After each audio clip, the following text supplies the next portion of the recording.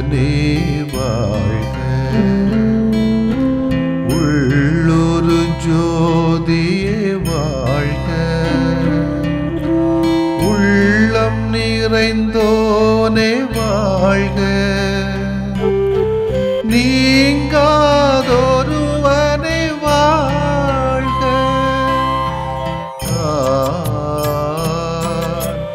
ஒளி பொருந்திய அழியாத ஆன்மா.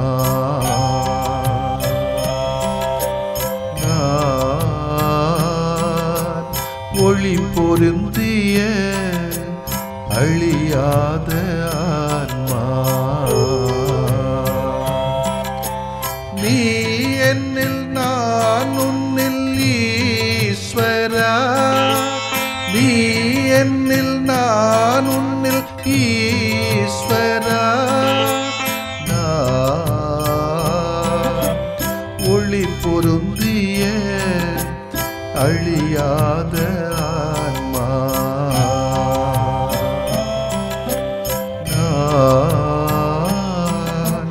ஒளி பொருந்திய அழியாத ஆன்மா.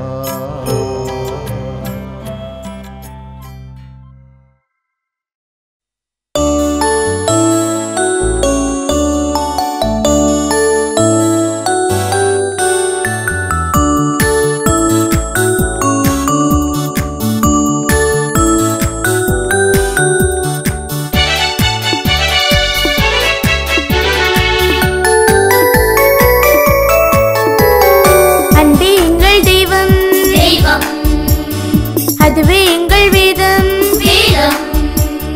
அன்பே எங்கள் தெய்வம். அதுவே எங்கள் வேதம். அன்பில் வாழும் நாங்கள் அவனி எங்கும் சொந்தம். அன்பில் வாழும் நாங்கள் அவனி எங்கும் சொந்தம். அன்பே எங்கள் தெய்வம். அதுவே எங்கள் வேதம்.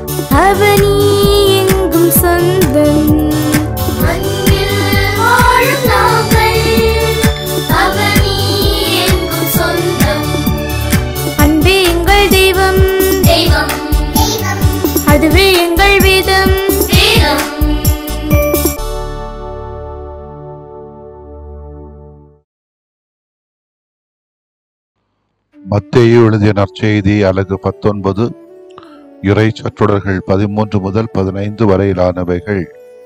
அக்காலத்தில் சிறு பிள்ளைகள் மேல் இயேசு தம் கைகளை வைத்து வேண்டுதல் செய்யுமாறு அவர்களை சிலர் அவரிடம் கொண்டு வந்தனர்.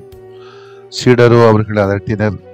ஆனால் இயேசு, சிறு பிள்ளைகளை என்னிடம் வரவிடுங்கள், அவர்களை தடுக்காதீர்கள், ஏனெனில் விண்ணரசு இத்தகையோருக்கே உரியது என்றார். அவர்களை தொட்டு ஆசி வழங்கிய பின்பு அவர் அவ்விடத்தை விட்டு சென்றார். ஆண்டவரின் அருள்வாக்கு. இறைவா உமக்கு நன்றி. கிறிஸ்து இயேசுவிலே பிரியமுள்ள சகோதர சகோதரிகளை, சில ஆலயங்களிலே நான் பார்த்திருக்கிறேன். தாய்மார்கள், அதிகமாக தாய்மார்கள் தான் குழந்தைகளை கையில் ஏந்தி திருவிருந்து பவனியிலே வருவார்கள் நன்மை வாங்குவதற்காக. அப்படி வாங்கும்போது தாய்மார்கள் நாக்கு நிட்டுறாங்களோ கை நிட்டுறாங்களோ இல்லையோ, அதுக்கு முன்னால குழந்தைங்க நாக்கு கையை நீட்டிடுது. அந்த அளவுக்கு இந்த பிள்ளைகள் மேல உள்ள பிள்ளைகளுக்கு அது ஆர்வம். அது தப்போ சரியோ நல்லதா கெட்டதா அதெல்லாம் கிடையாது.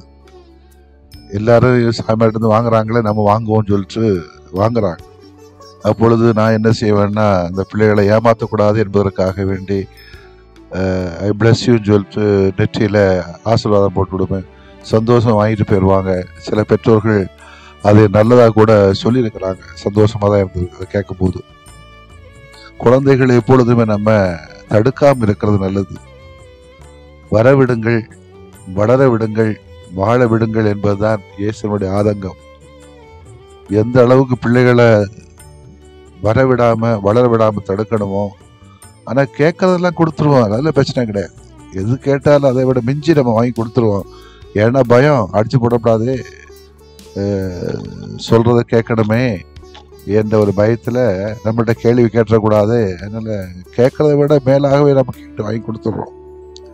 ஆனால் இயேசுனுடைய ஆதங்கம் எல்லாம் இந்த பிள்ளைகளை விழிப்பாக்கணும், உருவாக்கணும், வளர விடணும், வாழ விடணும், இதயமுள்ள பிள்ளைகளாக இந்த குழந்தைகளை மாற்றணும் என்பதுதான் இயேசுடைய ஆதங்கம். இயேசு கடவுளாட்சியை பற்றிய போதனை மக்களுக்கு வழங்கி கொண்டிருக்கிறார்.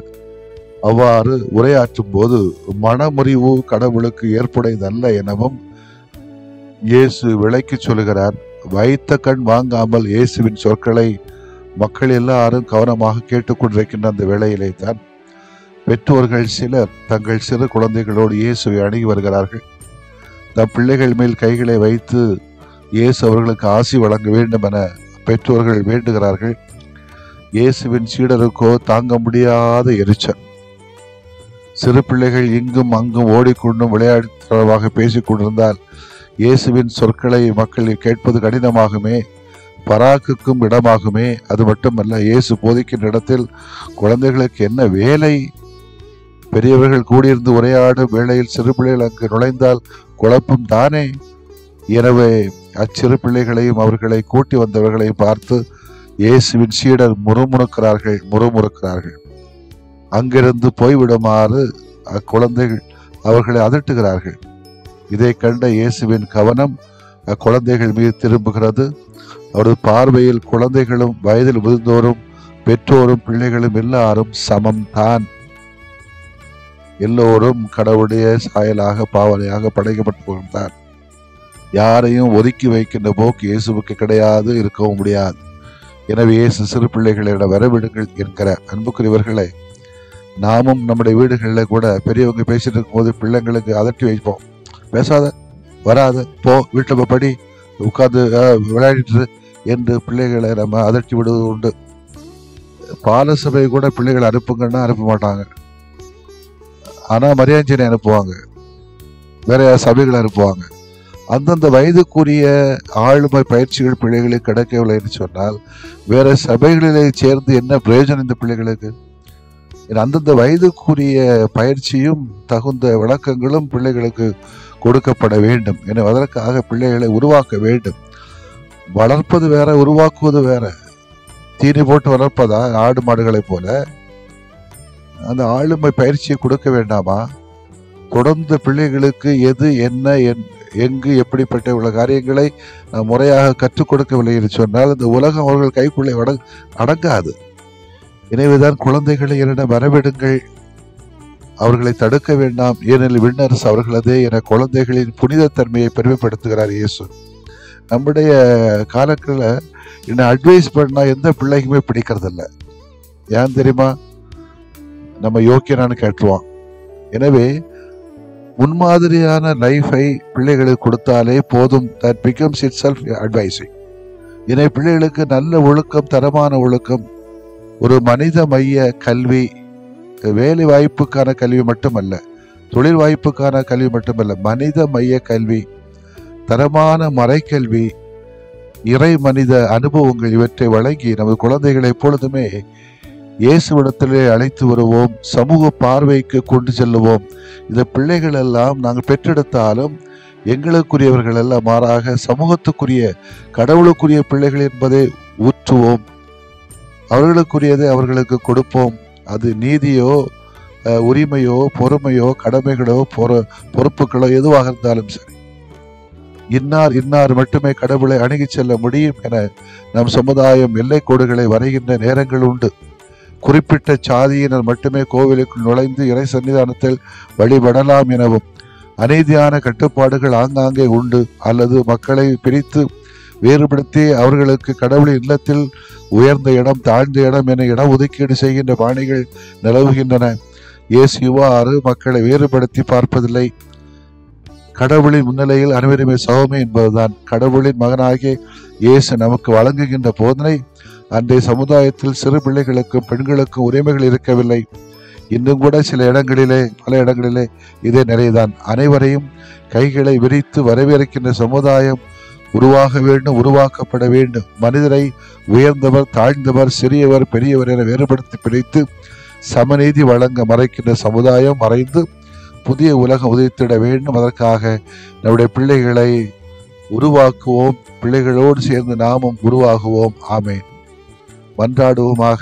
இறைவா, மனிதர் அனைவரும் உமது பிள்ளைகளை என்பதை மறவாமல் அனைவருக்கும் மதிப்பளித்து வாழ்ந்திட எங்களுக்கு அருள்தாரும். நாங்கள் எங்களுடைய குழந்தைகளை உம்முடைய விருப்பத்திற்கு ஏற்றபடி சமூகத்திலே மதிக்கவும், உரிமைகளை பேணவும், நல்ல முன்மாதிரியான வாழ்க்கை முறையை வாழ்ந்து காட்டவும், நல்ல ஒழுக்கங்களை கற்றுக் கொடுக்கவும் வாழ்ந்து காட்டவும், மனிதநேய கல்விகளை பிள்ளைகளுக்கு தந்து இறை மனித அனுபவங்களிலே பிள்ளைகளை திளைத்தவங்க செய்து ஒரு மகிழ்ச்சியான பிள்ளைகளாக வளர தேவையான ஆசீர்வாதங்களை எங்கள் மத்தியில் உருவாக்கும். அதற்கு எங்களை கருவிகளாக மாற்றும் ஆண்டவரே. ஆமென்.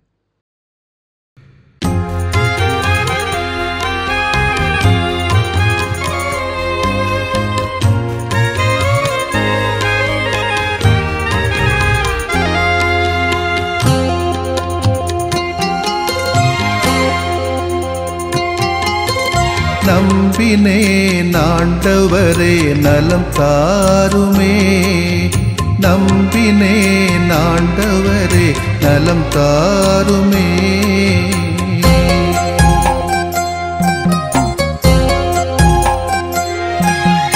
உடல் வலியின் வேதனையா உள்ளம் சோர்கிறேன், உம் கரங்கள் தொட்டாலே நலம் பெறுவேனே.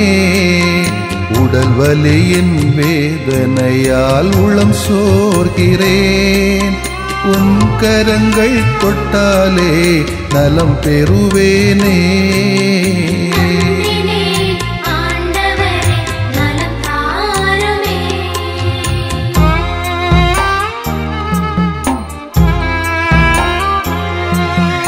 தீராத தலைவலியால் நிலைகுலைகின்றேன், தலைவாவும் பாதத்திலே தலை சாய்க்கிறேன். தீராத தலைவலியால் நிலைகுலைகின்றேன், தலைவாவும் பாதத்திலே தலை சாய்க்கிறேன்.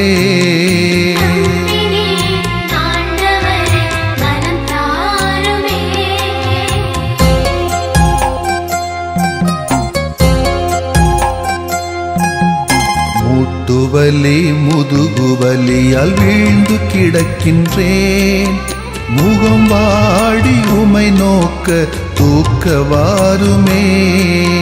முட்டுவலி முதுகுவலியால் வீழ்ந்து கிடக்கின்றேன், முகம் வாடி உமை நோக்க தூக்க வாருமே.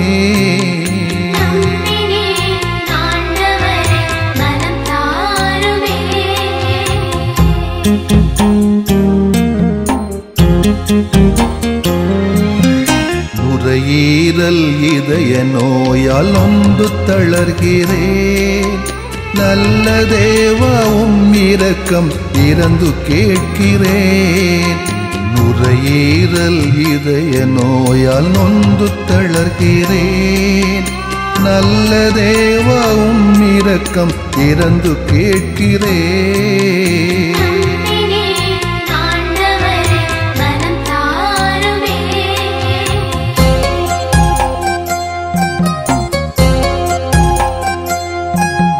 பார்வையும் செவித்திறனும் குறைய காண்கிறேன்.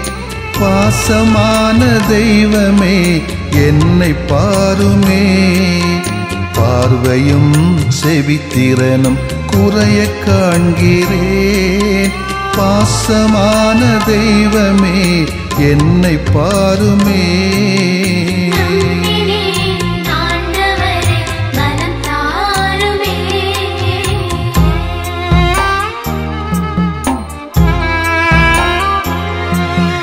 நீரிழிவால் புற்று நோயால் நிம்மதி இழக்கிறேன்.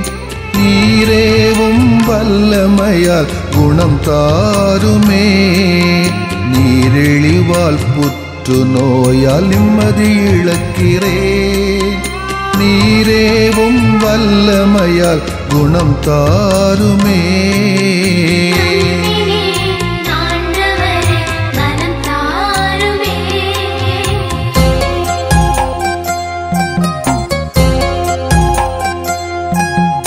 வாட்டும் நோய்கள் அனைத்தும் பாதம் ஒப்படைக்கிறேன். வல்ல தேவா ஒரு வார்த்தை சொல்லி தேற்றுமே. வாட்டும் நோய்கள் அனைத்தும் பாதம் ஒப்படைக்கிறேன். வல்ல தேவா ஒரு வார்த்தை சொல்லி தேற்றுமே. நம்பினேன் ஆண்டவரே நலம் தாருமே. நம்பினேன் ஆண்டவரே நலம் தாருமே.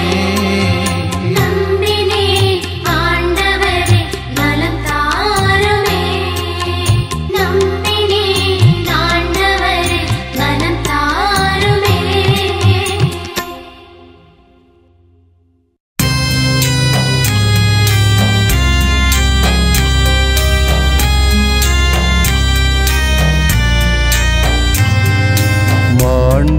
மாண்புயரிவருள் அடையாளத்தை தாழ்ந்து பணிந்து ஆராதிப்போம்.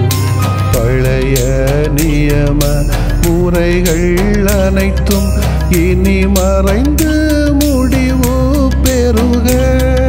புதிய நியம முறைகள் வருக.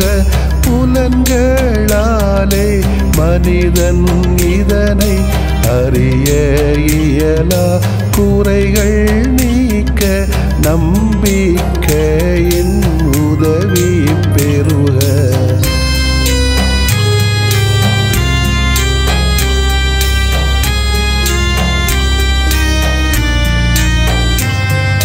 தந்தை அவர்க்கும் மகன் அவர்க்கும் புகழ்ச்சியோடு வெற்றியாக்கும்.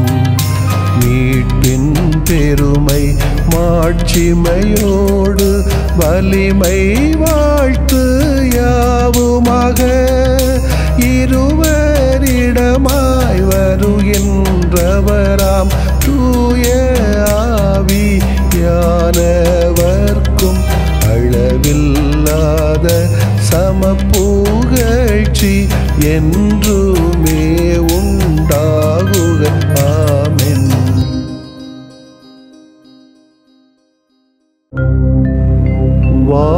வானின்று அவர்களுக்கு அப்பமளித்தீரே.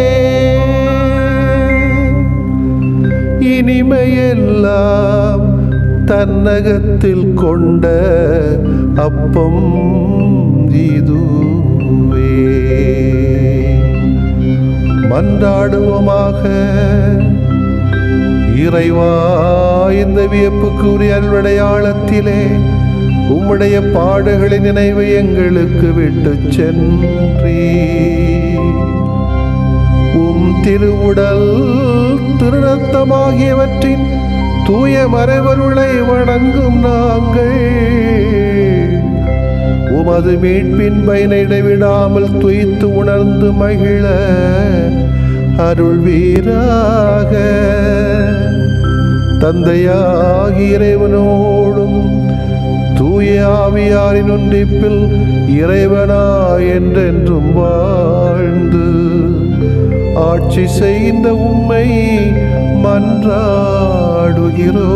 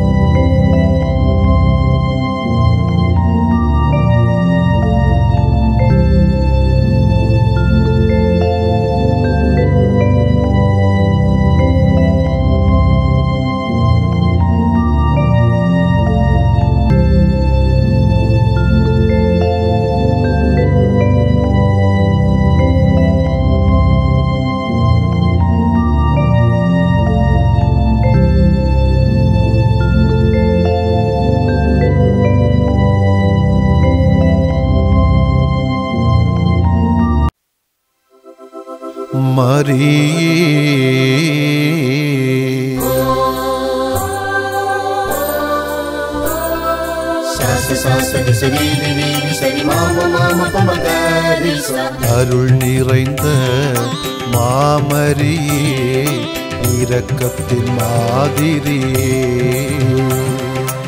அபயம் நீ என்று ஓடிவர அடைக்கலமானவரே, உம் வாழ்வில் ஒளிர்ந்த உயர் பண்பை நினைந்தோ உயிர் வாழும் காலம் அதை சுமந்தே வாழ்வோம். அருள் நிறைந்த மாமரியே, இரக்கத்தின் மாதிரியே, அபயம் நீ என்று ஓடிவர அடைக்கலமானவரே.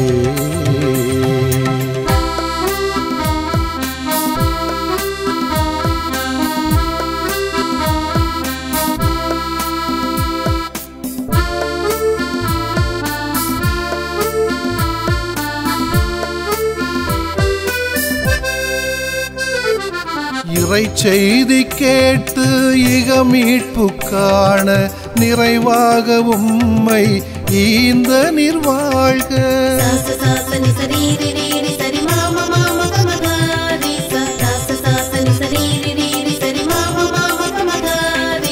இறை செய்தி கேட்டு இக மீட்பு காண நிறைவாக உம்மை ஈந்த நிர்வாழ்க. உம்மாகட்டும் என்ற அகத்தாட்சி சொல்லால், ஆகட்டும் என்ற அகத்தாட்சி சொல்லால் ஆண்டவர் திருவுளம் ஆளச் செய்வீர். அம்மாவும் வாழ்வில் ஒளிர்ந்த உயர் பண்பை நினைந்தோ உயிர் வாழும் காலம் அதை சுமந்தே வாழ்வோம். அருள் நிறைந்த மாமரியே, இரக்கத்தின் மாதிரியே, அபயம் நீ என்று ஓடிவர அடைக்கலமானவரே. வாழ்க வாழ்க மரியே வாழ்க, இரக்கத்தின் தாயே.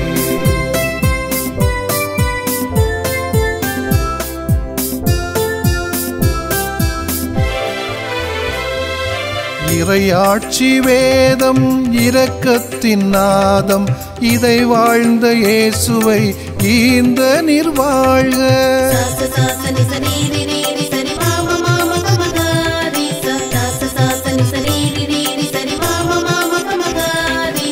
இறையாட்சி வேதம் இரக்கத்தின் நாதம், இதை வாழ்ந்த இயேசுவை ஈந்த நிர்வாழ்க. மாசில்லா மனதை நேசிக்கும் நாங்கள், மாசில்லா மனதை நேசிக்கும் நாங்கள், மனிதத்துள் புனிதம் காணச் செய்வீர். அம்மாவும் வாழ்வில் ஒளிர்ந்த உயர் பண்பை நினைந்தோம். உயிர் வாழும் காலம் அதை சுமந்தே வாழ்வோம்.